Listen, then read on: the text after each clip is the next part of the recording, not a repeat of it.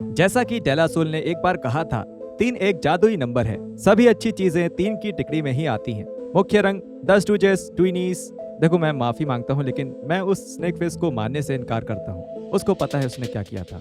Wrestling भी इस नियम से परे नहीं है, क्योंकि इतिहास के कुछ सबसे अच्छे स्टेबल्स और ग्रुप्स सिर्फ 3 ही सदस्यों से मिलकर बने हैं। इस लिस्ट में हम बात करेंगे सबसे महान ट्रायोस की, जिन्होंने उस स्क्वाड सर्कल में अपने कदम रखे। मैं हूँ एडम, और एडम कल्टहॉलिक रेसलिंग से, और ये हैं रेसलिंग के इतिहास के 10 सबसे महान ट्रायोस। बने रहिए हमारे साथ। Join us. Number 10, too cool. महान होने का मतलब सिर्फ जीत हासिल करना नहीं होता, बल्कि सबका चहीता और मनोरंजक होना भी महानता की एक निशानी है। Scotty two Hotty, Grand Master Sexay और रिकिशी की टिकड़ी बड़े मैचेस और चैंपियनशिप जीत के मामलों में सफलता से कोसों दूर थी। लेकिन जब बात लोगों को खुश करने की आती तो एटीट्यूड एरा में इनसे बेहतर बहुत ही कम लोग थे। स्कॉट टेलर और ब्रायन क्रिस्टोफर काफी समय से जोड़ीदार थे, जिसके बाद नए खिलाड़ी बताए जाने वाले रिकिशी फैटू 1998 के आखिर में आकर उनके साथ जुड़ गए। असल में तो वो रिकिशी कई सालों से डब्ल्यूडब्ल्यूई में अलग अलग किरदार के रूप में मौजूद थे, लेकिन डब्ल्यूडब्ल्यूई ने कब सच्चाई को अच्छी कहानी के रास्ते का कांटा बनने दिया है। उनकी मस्ती मजाक वाली हरकतें उन्हें एटीट्यूड एरा के दर्शकों के बीच इस हद तक उन्हें आगे पहुंचा दिया था कि एक समय ऐसा भी था जब वो किसी न किसी तरह से साल 2000 के ज्यादातर पे पर व्यूज पर मौजूद थे। चाहे रॉ पर द रॉक और मैकफॉली के साथ टीम बनाना हो या रॉयल रंबल पर साथ में नाचना, टू कूल ने हर बार अपने दर्शकों का दिल जीता, और हमारा मानना है कि ये अपने आप में काफी महान है। Number 9, team angle. अगर प्रेजेंटेशन और तकनीक की बात करी जाए तो टू कूल और टीम एंगल से ज्यादा एक दूसरे से अलग ट्रायो आपको नहीं मिल पाएंगे। दिसंबर 2002 में डब्ल्यूडब्ल्यूई चैंपियन कर्ट एंगल को उनके दोस्त पॉल हेमन ने त्योहार का तोहफा दिया। बजाय किसी मस्त से मोजे की जोड़ी के या लिंक्स के कोई गिफ्ट सेट के, हेमन का तोहफा था ओवीडब्ल्यू से आए 2 हट्टे कट्टे जवान। चार्ली हास और शेल्टन बेंजामिन दोनों अब एंगल के हवाले थे। दोनों ही खिलाड़ी चैंप की आबू हवा से बिल्कुल मेल खाते थे, क्योंकि दोनों ही जाने माने एमेच्योर रेसलर थे, जिनकी धमाकेदार सिंगल्स मुकाबलों में काफी रुचि रहती थी। हास और बेंजामिन ने बहुत ही जल्द स्मैकडाउन में अपनी जगह बना ली, बस अपने कुछ ही हफ्तों के रन में ब्रांड के टैग टीम टाइटल्स जीतकर। और अब टीम एंगल नाम के इस स्टेबल के पास सारा गोल्ड और सारी ताकत थी। हालांकि ये तीनों उतने लंबे समय तक साथ नहीं रहे जितने कि इस लिस्ट पे आने वाले बाकी लोग, लेकिन फिर भी इस ग्रुप ने अपनी बहुत तगड़ी छाप छोड़ी। ना सिर्फ उन्होंने सारी बेल्ट्स जीती, बल्कि उन्होंने अपनी पहचान एक ऐसे टैलेंटेड ग्रुप के रूप में बनाई जो किसी को भी उनके सबसे अच्छे दिनों में भी हरा सकते थे, और साथ ही वो 1000 गुना अच्छे थे उस समय से जब 2004 में एंगल ल्यूथर रेंस और मार्क जिनरक के साथ चल रहे थे। Number 8, the NWO। 1996 में WCW के पे पर view bash at the beach पर कुछ ऐसा हुआ जिसने रेसलिंग की दुनिया को हमेशा हमेशा के लिए बदल के रख दिया। द नास्टी बॉयज ने एक डबल डॉग कॉलर मैच में पब्लिक एनिमी को हरा दिया, और हाँ, शायद हल्क होगन एक हील में बदल गए। मेन इवेंट में स्कॉट हॉल और केविन नैश ने इस राज से पर्दा उठाया कि उनका रहस्यमयी तीसरा साथी और कोई नहीं बल्कि खुद द हल्कस्टर थे, जो इतने सालों में पहली बार दर्शकों के खिलाफ जा रहे थे। न्यू वर्ल्ड ऑर्डर या न्यू वर्ल्ड ऑर्गेनाइजेशन, जैसा कि हल्क ने गलती से उन्हें बोल दिया था, के तौर पर डब्ल्यूडब्ल्यूई में रह चुके इन रेसलर्स की ये टुकड़ी इस कंपनी में तबाही मचाने और रेसलिंग जगत को हिला देने के लिए तैयार थी। लेकिन एक मिनट रुकिए जरा, उन्होंने एक साथ एक ट्रायो की तरह कितनी बार मुकाबला लड़ा है? सिर्फ एक बार, और वो भी डब्ल्यूडब्ल्यूई में। तो आप पूछेंगे कि वो यहाँ इस लिस्ट में क्या कर रहे हैं एडम? तो जवाब सुनिए, वो यहाँ है क्योंकि बैश एट द बीच पर हुए उस पल ने रेसलिंग के लिए जो किया वो शायद आज तक किसी भी मैच ने भी नहीं किया है। रिंग के बीच खड़े तीनों खिलाड़ियों पर चारों तरफ से कचरा फेंका जाता हुआ देखना रेसलिंग के इतिहास के सबसे यादगार पलों में से एक है, और इसने रेसलिंग के इतिहास की कुछ सबसे महत्वपूर्ण घटनाओं की नींव रखी। समझ गए ये इस लिस्ट में क्यों है? Number 7, the white family. हालांकि साल दर साल इनके कई अवतार बदले, लेकिन हम बात करेंगे ओरिजिनल 3 सदस्यों वाले ब्रे व्हाइट के डरावने जंगली ग्रुप की। NXT में बनी ये टिकड़ी व्हाइट, एरिक रोवन और ल्यूक हार्पर यानी कि ब्रोडी ली ने मेन रोस्टर पे केन को निशाना बनाकर अपनी मौजूदगी दर्ज कराई। और हाँ, समरस्लैम में हुए एक ऊटपटांग इन्फर्नो मैच से भी, लेकिन हम तेजी से उससे आगे बढ़ जाएंगे। एक ग्रुप के तौर पे इन तीनों की भयानक टिकड़ी को देखने का मजा ही अलग था। 3 बड़े बालों से ढके हुए आदमी अंधेरे में धीरे धीरे आपकी तरफ बढ़ रहे हैं। ये सोचने भर से डर के मारे लोगों की पैंट गीली हो जाती है, और इसी नायाब नजारे के बदौलत कई सैकड़ों दर्शक उनके दीवाने हो गए। Braun Strowman, Daniel Bryan, Randy Orton, चाहे कोई भी आया हो या गया हो, वो 3 शुरुआती सदस्य मजबूती से हमेशा बने रहे। ये बात कि अब हम कभी भी व्हाइट फैमिली को दोबारा साथ आते नहीं देख पाएंगे वाकई काफी दुखद है, लेकिन उन्होंने अपने पीछे कई यादगार पल छोड़े हैं जिन्हें दर्शक हमेशा याद रखेंगे, खासकर वो मुकाबले जो उन्होंने एक और टिकड़ी के साथ लड़े, जो कि इस लिस्ट पर आगे चलकर आएंगे। Number 6, the blood line. हालांकि आगे बढ़कर इसमें सोलो सिकोआ और वो लाल बाल वाला गद्दार सैमी ज़ेन भी शामिल हो जाते हैं। सबसे पहले बनते समय द ब्लड लाइन में बस रोमन रेंस और द यूसोस थे। एनोवाही परिवार के सदस्य से बना ये ट्रायो पर्दे पर पहली बार 2015 में एक साथ नजर आया था, जब रेंस अभी भी दुनिया के सबसे कम लोकप्रिय गुड गाय थे। द यूसोस रेंस के दी अथॉरिटी के खिलाफ संघर्ष की कहानी का हिस्सा थे और बाद में उनके एजे स्टाइल से चले फ्यूड में ल्यूक गैलोस और कार्ल एंडरसन को टक्कर देने में उनके साथ थे। पर वो 2020 था जब चीजें कुछ जूसी होती नजर आने लगी, या मुझे कहना चाहिए ऊसी होती। यूनिवर्सल चैंपियनशिप के लिए रेंस के साथ खेले गए कई इमोशनल मैचेस के बाद मेन इवेंट जे और रेबेलियस जिमी ने आखिरकार द ट्राइबल चीफ की हुकूमत को माना और रेंस से हाथ मिला लिया। यूसोस के साथ आ जाने के बाद रेंस पहले से भी ज्यादा खतरनाक हो चुके थे।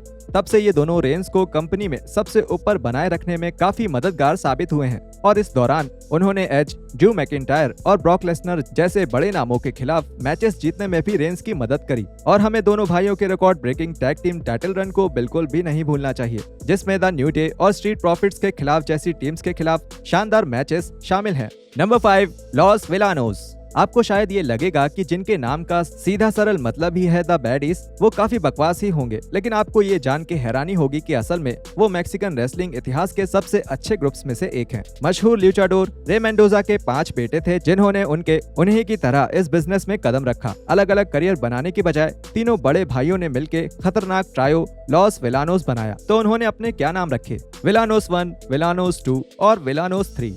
क्या बात है, टाइम क्यों खराब करना नए और मुश्किल नाम बनाने में। एक ग्रुप के तौर पे लॉस विलानोस पूरे मेक्सिको में डर पैदा करने में सफल हुए और उन्होंने इज्जत भी कमाई। उन्हें उनके हील वाले बर्ताव और खूनी मुकाबलों के लिए जाना जाता था, जिसके चलते उन्होंने टैग टीम टाइटल्स और ट्रायोस चैंपियनशिप जीती। और कुछ समय बाद उनके दोनों छोटे भाई आकर उनके साथ जुड़ गए। और जरा सोचिए कि उनके नाम क्या थे। अगर आप विलानोस 4 और विलानोस 5 के अलावा कुछ भी सोचते हैं तो साफ है कि आप अब तक बिल्कुल भी ध्यान नहीं दे रहे थे। CMLL में शुरुआती सफलता से लेकर लॉस ब्रेजोस और द हवाईयन बीस्ट के साथ UWA में यादगार मुकाबलों तक लॉस विलानोस का कोई भी ग्रुप इस लिस्ट पे आने का हकदार है, क्योंकि पांचों विलानोस बेहतरीन खिलाड़ी थे जिन्हें आज भी बड़े प्यार से याद किया जाता है। Number 4, the shield. Survivor series 2012 में 3 हट्टे-कट्टे नौजवान शानदार टर्टल नेक्स पहने हुए रिंग के पास नजर आए, जहां उन्होंने रायबैक को काफी धोया। Seth Rollins, Dean Ambrose, Roman Reigns. The Shield आ चुका था WWE के मेन रोस्टर पे। ये ट्रायो लगभग 2 साल तक टिकी रही, जिस दौरान उन्होंने अपने आरामदायक कपड़ों को बदलकर रायट वेस्ट पहनना शुरू कर दिया। एक काफी समझदारी भरा कदम, जिसको लेकर मुझे लगता है हम सब सहमत होंगे। इन सब ने CM पंक के नौकर से लेकर अथॉरिटी के गुर्गों तक और फिर कंपनी के 3 सबसे बड़े स्टार्स होने तक का सफर तय किया। हाँ, वो शील्ड ही थे जिनके कई शानदार मुकाबले हुए थे व्हाइट फैमिली के साथ, जिसकी हमने पहले चर्चा करी थी, इसलिए बता दिया कि कहीं आप अभी तक सोच में ना पड़े हो। इससे भी बड़ी बात तो ये है कि तीनों सदस्यों ने ग्रुप के टूटने के बाद अपने आप में कितनी कामयाबी हासिल करी।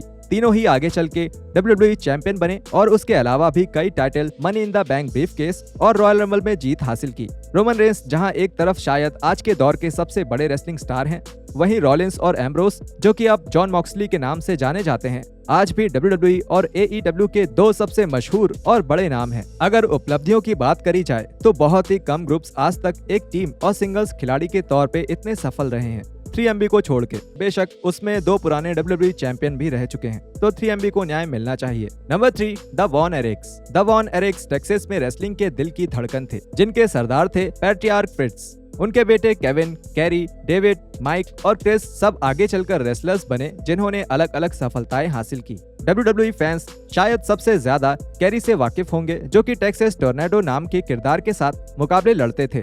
इन भाइयों ने कई अलग अलग टैग टीम चैंपियनशिप्स जीती, कई अलग अलग ग्रुप्स में, जिसमें 6 मैन और ट्रायोस टाइटल भी शामिल थे। उन्हें शायद सबसे ज्यादा उनके साउथ में लड़े गए द फैबुलस फ्री बर्ड्स के खिलाफ बेहतरीन फ्यूड्स के लिए याद किया जाता है। सिंगल्स तौर पे कैरी ने परिवार में सबसे बड़ी कामयाबी हासिल करी थी, रिक फ्लेयर को NWA टाइटल के लिए 1984 में हराकर। लेकिन इस महान परिवार के किसी भी 3 लोगों को एक साथ पेश करने भर से ही भारी भरकम भीड़ इकट्ठा हो जाती थी। देखा जाए तो अपने करियर के चरम पर इनमें एक राजसी गौरव नजर आता है और दर्शकों का इन्होंने अपने शानदार अमेरिकन लुक और चुस्ती फुर्ती से दिल जीत लिया था। बदकिस्मती से ये कहानी इस परिवार के लिए एक बुरी खबर के साथ खत्म हुई, क्योंकि 5 में से 4 भाई काफी कम उम्र में गुजर गए। लेकिन रेसलिंग के इतिहास पर इनकी छाप आज भी मजबूती से बनी हुई है। Number 2, the New day. 21 जुलाई 2014 के रॉ एपिसोड पर जब जेवियर वुड्स ने बिगी और कोफी किंगस्टन को अपने साथ जोड़ा, तब बहुत ही कम लोग ये अंदाजा लगा पाए होंगे कि ये कहानी कहां तक जाएगी। एक अजीब नकली पादरियों के किरदार से शुरू हुई ये कहानी जो पॉजिटिविटी के बारे में ज्ञान देते थे, बहुत जल्द ही द न्यू डे भ्रम में जीने वाले हील्स बन गए। उनका ये किरदार इतना पसंद किया गया कि 2016 में वो बेबी फेस बन गए और तब से आज तक भयानक रूप से ये दर्शकों के चहेते बने हुए हैं। एक टीम की तरह हासिल इनकी उपलब्धियां मुंह में पानी ला देती हैं। NXT टैग टीम चैंपियंस, 7 बार स्मैकडाउन टैग टीम चैंपियंस, 4 बार रॉ टैग टीम चैंपियंस, जिसमें कि शामिल था इस खिताब के इतिहास का सबसे लंबा टाइटल रन। और हमें ये बिल्कुल भी नहीं भूलना चाहिए कि वो तब भी एक दूसरे के समर्थन में खड़े थे जब कोफी किंगस्टन और बिगी ने WWE चैंपियनशिप जीती। आपका भी दिन जल्दी आएगा वुड्स, हमें आप पर पूरा भरोसा है। द न्यू डे का इतने लंबे समय से साथ होना, वो भी ऐसी कंपनी में जो कि मशहूर है स्टेबल्स को तोड़ने के लिए, साफ तौर पे दिखाता है कि ये ग्रुप कितना ज्यादा मशहूर है। यही इन तीनों सदस्यों की असल जिंदगी की गहरी दोस्ती को भी दिखाता है और ये भी कि ये एक दूसरे की सफलता में दिल से खुश होते हैं। नहीं, मैं नहीं रो रहा हूँ, आप रो रहे हैं। Number 1, the fabulous free birds. जब आपके नाम के ऊपर आपके बनाए गए नियम का नाम रखा जाए तो आप मान सकते हैं कि आपने रेसलिंग में वाकई में काफी कुछ हासिल कर लिया है। 1979 में प्रमोटर बिल वॉट्स ने माइकल स्पियर्स हेस और टेरी बैम बैम गोर्डी की जोड़ी बनाई। बाद में इस ग्रुप में उन्होंने बडी जैक रॉबर्ट्स को शामिल किया, बावजूद इसके कि उनका निकनेम इससे बहुत बेकार था, और इस तरह जन्म हुआ द फ्री बर्ड्स का।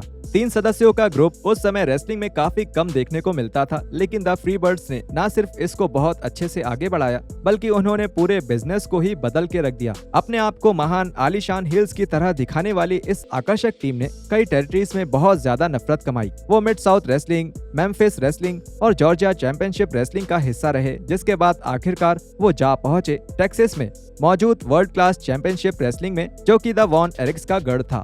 उनकी लड़ाइयों ने दोनों स्टेबल्स की शोहरत को 4 चांद लगा दिए, जिसके बारे में आज तक चर्चा करी जाती है। कई सदस्य फ्री बर्ड से जुड़े और बाहर निकले, लेकिन हेस, गोर्डी और रॉबर्ट्स की टिकड़ी सबसे मशहूर और चहेती साबित हुई। उनके नायाब तौर तरीके, उनकी मेहनत और उनकी शोहरत के चलते हमारा मानना है कि ये फैबुलस ट्रायो इतिहास का सबसे महान ट्रायो है।